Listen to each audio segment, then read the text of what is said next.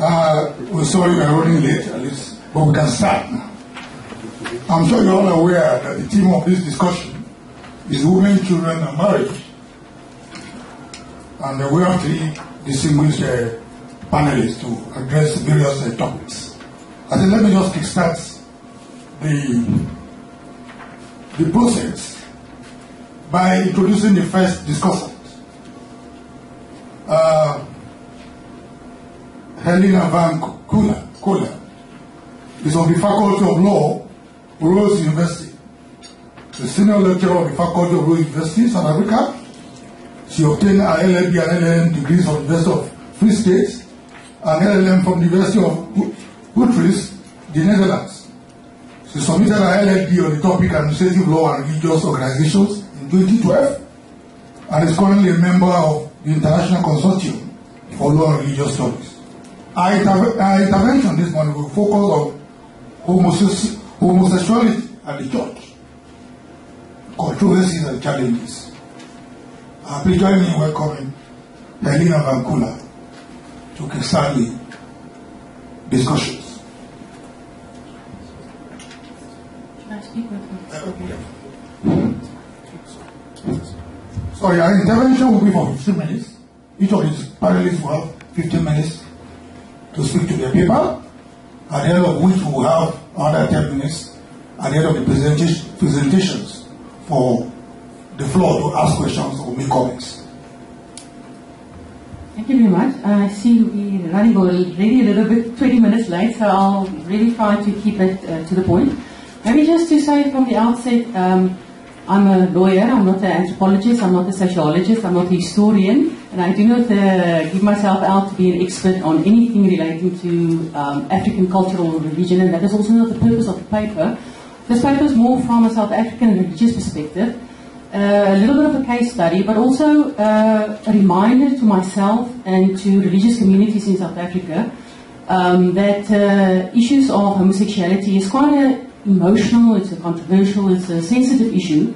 And also from my own personal experience, we've had a gay minister in the Dutch Reformed Church in our congregation for 5 years on the pulpit, and I just realized that these issues are not resolved. It seems to be quite a common sense approach within religious communities and churches, but the reality is that it's not.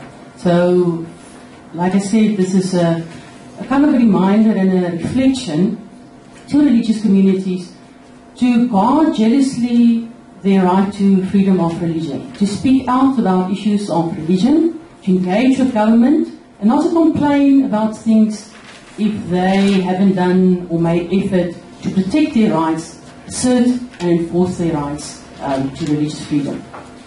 Issues of homosexuality, gay priests and gay marriages are only some of the legal and moral issues confronting not only the pluralistic South African society, but also the African society at large. The differences on the subject have been a source of tension. Religious beliefs now vary widely around the question of the Bible and same-sex relationships. And if I just quickly pick out a couple of things that I've picked out on the African continent, I'll often see that the role of religion is often mentioned in media reports about the controversies surrounding homosexuality in Africa, and various discourses can be found in these controversies. One of the dominant discourses within this debate is often religious, or mostly also Christian discourses, by using biblical or theological arguments against homosexuality, as well as some non-religious discourses that is more in favor of a human rights perspective and the support of treating equality. I'm not going to focus too much on the African continent. As I've said, I'm speaking from a South African religious perspective, but maybe to just pick out, I know some of you are quite familiar with the process and the direction in Uganda, for instance, with the Anti-Homosexuality Act that was actually not enforced based on a technicality, but basically moving towards criminalizing homosexuality or homosexual acts. Kenya, Zambia, I can carry on and on and on about the legislation, the legality of homosexuality on the African continent. However, like I said, I would focus on the South African continent, where it's been stated that South Africa has got the most liberal attitude towards homosexuality on the continent. However, if we actually closely look at the religious arguments and within religious denominations, we find that most religious denominations actually do not support same-sex relations, or specifically when it comes to marriage. If we look, for instance, at the Anglican Church of South Africa, we'll see that the church neither marries same-sex couples, they nor ordain or licensed priests or deacons who live in same-sex unions. And this is basically in line with the practice of the worldwide Anglican community. But what is also interesting is if you look at the resolution that's been adopted by the Anglican Synod, that they also are aware of the fact that there's unfortunately still not one mind on these matters. And as I've said, within our own church, the Dutch Reformed Church, these are practical issues, and it's clear that there's not the same voice within different denominations. The House of Bishops, as recently as March 2015, the Anglican Church of South Africa has been unable to come to a common mind on the issues of gay blessings, but basically they've agreed to continue dialogue on the issue in preparation for the 2016 Provincial Synod. If we look, for instance, the approach in the Dutch Reformed Church, we'll see that the traditional form of marriage and sexual relations between a married couple could never be replaced, and no other form of marriage could be recognized. However, it's also important to note that it's been stated on behalf of the Church that the Synod had not decided everything about everything, and some decisions had been left to individual church congregations to decide, as evidenced in my own church in Grahamstown in South Africa. Individual church congregations should make their own decisions on how to handle gay membership and gay relationships. For example, although the Synod had decided people in gay relationships could not be appointed ministers of the church, individual church could decide to appoint them in other positions such as elders and deacons. If you look at the mainstream churches, Catholic, Anglicans, Presbyterian, Baptists, they're also predicted not to condone gay marriages. Interesting to note that the South African Union for Progressive Judaism decided in 2007 to allow marriage between Jewish couples on the same gender. Obviously also, and I'm going to come back to the landmark decision that basically changed the relation, or changed the scene for same-sex relationships in South Africa a little bit later, but the decision was made in 2006, and various decisions from denominations flow from that. I would really like to focus on a short case discussion. You might have heard of the case of Ecclesia de Lange. This is the presiding bishop of the Methodist Church of South Africa. Well, Ecclesia was suspended by the Methodist Church in 2010 after she entered into a same-sex marriage with her partner. The Methodist Church of South Africa do not recognize marriage as between members of the same sex. The High Court dismissed her application for reinstatement. She was granted leave to appeal to the Supreme Court of Appeal. The Supreme Court of Appeal also did not find for de Lange. Just a little bit of background to this scenario. Ecclesia was ordained as a minister in 2006. Throughout her training, at the time that she was appointed and when she was ordained, the church adopted a traditional stance to homosexuality. The church therefore welcomes gay members and ministers. It does not, however, exclude people on the basis of their sexual orientation, but marriage as an institution is of central importance within the church and is carefully regulated according to the strict rules and norms that is developed within the church. The recognition of same-sex marriage has become an issue of importance within the church, and a decision has been taken to not approve same-sex unions, and the church confined its recognition of marriage to heterosexual unions, and they made clear that any decision and subsequent action in the issue of civil unions between same-sex partners must await the outcome of the ongoing process of engagement. Despite this decision, Ecclesia entered into a marriage with her partner at the time. Obviously, during a disciplinary proceeding before the district disciplinary committee, she was found guilty of contravening the church policies and decisions on the matter.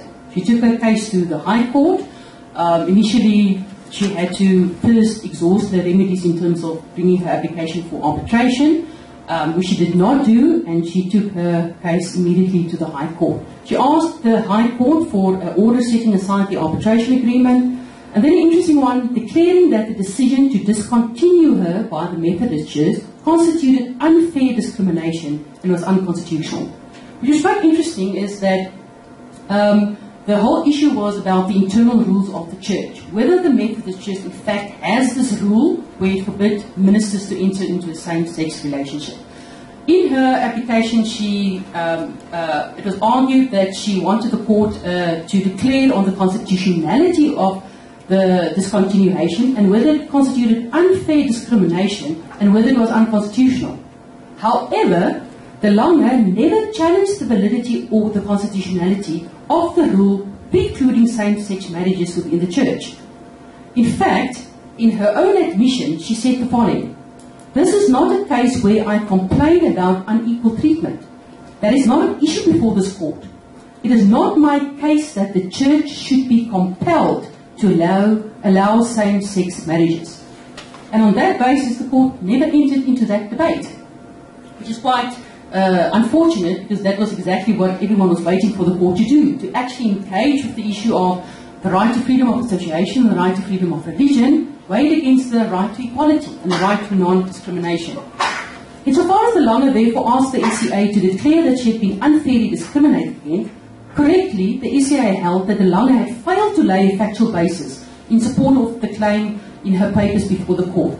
The court thus did not have to decide the issue, and as a result of it, it was not necessary for the court to engage with the collision between the rights to freedom of association and religious freedom on the one hand, and the right to equality on the other. The court did mention that the court should be reluctant to become involved in doctrinal issues, especially of a religious character, and the hands-off approach is also consistent with the approaches of the courts in the US, the UK, Australia and Canada. And in this regard, the SCA stated as follows: "It is so that our Constitution protects an individual's rights to practice his or her religion, as well as the rights of members of a particular religion to practice that religion in association with others and in conformity with the dictates, precepts, ethical standards and moral discipline which that faith exacts. Protecting the autonomy of religious associations is considered a central aspect of protecting religious rights. Indeed, such protection has been described as vital to a conscience-honoring social order." Therefore, the application by the Lange was dismissed. It has appeared that the judiciary has so far been unwilling to take a firm stand in case which controversially pits issues of equality against claims of protecting freedom of religion. On this point, I think it's wise to go back to the landmark decision in South Africa that basically changed the landscape of homosexual relationships in South Africa. In December 2005, South Africa became the 5th country in the world and the first country on the African continent to recognize the rights of same-sex couples, and the landmark case was Minister of Home Affairs versus Fourie. I think it's quite important that we maybe revisit this case and look at what the court said about the importance of religion in our society. Basically, the court had to decide whether the fact that no provision was made for same-sex marriages in any statute amounted to the denial of equal protection of the law and unfair discrimination by the state against homosexuals on the basis of their sexual orientation. A unanimous decision of the Constitutional Court declared that the common law definition of marriage, which excluded same-sex marriages, were inconsistent with the Constitution that deal with the right to equality and the right to human dignity, respectively. What is interesting on the aspect of the religious arguments is that among the various arguments opposed to the issue at hand were inevitably contentions raised by religious institutions, which the court respectfully heard.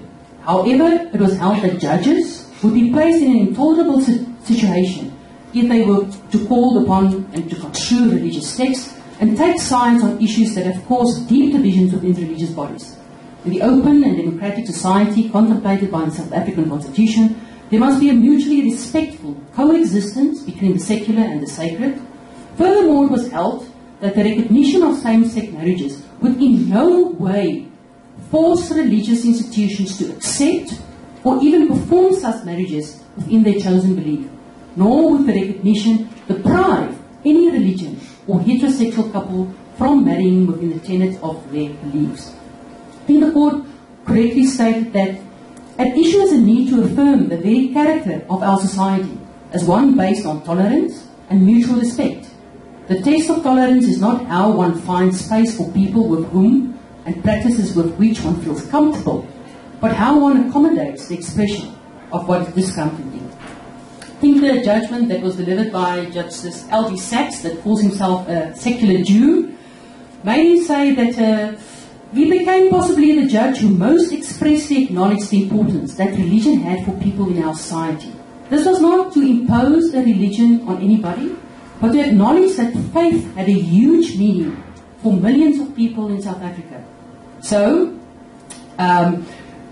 religion had become part of the temper of our nation, of our society. This comes through our anthem, Nkosi Sikelele, Africa, God bless Africa. We all sing it, believers and non-believers alike. It's part of who we are. Maybe also, we can't allow the religious beliefs of our citizens or our people, or even of the majority, to detract from the fundamental rights of citizens of our country. The Constitution seeks to find a way of bringing in everybody with all humankind's diversity, and bringing in everybody doesn't mean homogenizing everybody. The right to be different can be as important as the right to be the same. This connotes not only the right to be different in terms of sexual orientation, but also the right to hold views that are different. You uphold the right of gay and lesbian couples to have their marriage recognized in public through the law. That is unqualified. But you also don't denounce as bigots people who are opposed to same-sex marriages in principle because it conflicts with their beliefs. The function of the court is to recognize the sphere which each inhabits, not to force the one into the sphere of the other. The objective of the Constitution is to allow different concepts about the nature of human existence to inhabit the same public sphere, and to do so in a manner that is not mutually destructive, and that at the same time enables government to function in a way that shows equal concern and respect for all. Acknowledgement by the state of the right of same-sex couples to enjoy the same status, entitlement and responsibilities as marriage law accords to heterosexual couples is in no way inconsistent with the rights of religious organizations to continue to refuse to celebrate same-sex marriages. The two sets of interests involved do not collide. They coexist in a constitutional sphere based on accommodation of diversity. Granting access to same-sex couples would in no way attenuate the capacity of heterosexual couples to marry in the form they wished and according to the tenets of their religion. The complexity of the issues of homosexuality remains relevant, not only in churches and religious communities in South Africa, but within faith communities throughout the world and in almost every denomination. It is therefore important for churches and religious leaders to be involved in ongoing processes of engagement to reflect on issues of homosexuality in the light of biblical values. Church leaders must be empowered to engage with issues of diversity and religious pluralism in South Africa and beyond. As a religious person, as a member of a religious community, I must guard jealously my right as a member of a religious community. I must engage with government, I must be involved, I must protect my right to freedom of religion, and I mustn't complain if I do not do my part. Religious communities in South Africa and beyond must make effort to engage with government on issues. And the situation in South Africa, the exceptions that's been made in the Same-Sex Marriages Act has proved that by engagement with religious communities, with government, has resulted in clauses in the Civil Unions Act that accommodates religious beliefs. But if religious communities is not going to take up the challenge, assert their rights, communicate with government, they shouldn't complain. Thank you.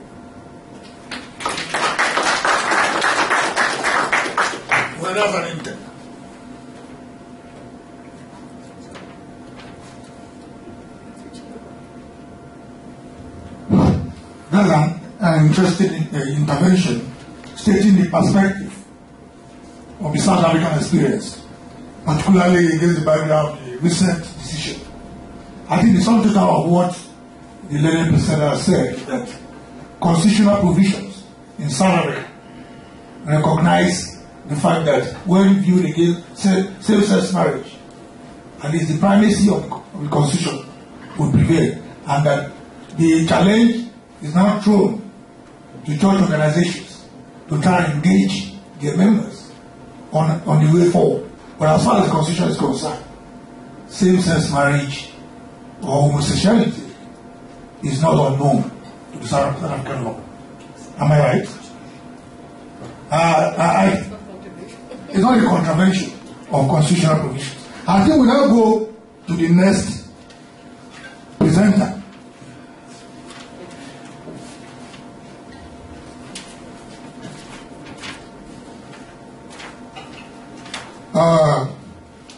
Amal Idrissi